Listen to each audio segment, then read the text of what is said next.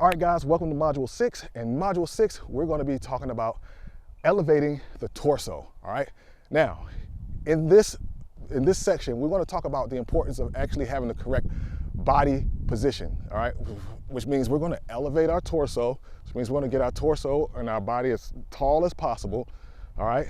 So most people walk like this. What we're going to do is we need to elevate the torso and get up high, okay? Now, I'm coming up on my balls of my feet because, of course, that's where we want to be, but we want to elevate our torso and make sure we stand up tall when we're doing this, okay? The reason why we want to be elevated and high is because that's where we're going to get our power for our maintenance when we're running, okay? And we're going to be able to stand up and gallop and really just get after it, okay? All right, you can't do that if you're slunched over, all right?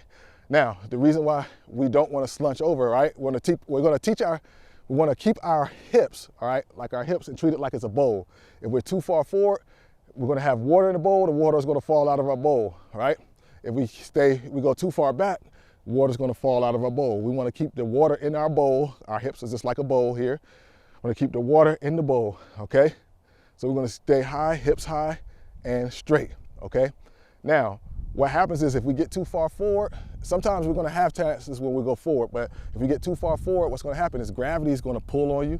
All right, if you go too far backwards, gravity is going to push on you. That doesn't help us if we're trying to run faster, okay, or we're trying to run properly. You're going to start getting back pains and things like that, and we don't want that. So we want to make sure we elevate the torso, keep everything high, keep the hips like a bowl. And like we got water in the bowl on our hips, and we don't want the water to pour out forward or pour out backwards. Of course, if we're running, it's going to slosh around, but it's not going to fully spill out, right? So that's what we want to do, and that's the reason why we elevate our torso and get our body up in a high, upright position and stay tall. That's what we mean when I say stay tall.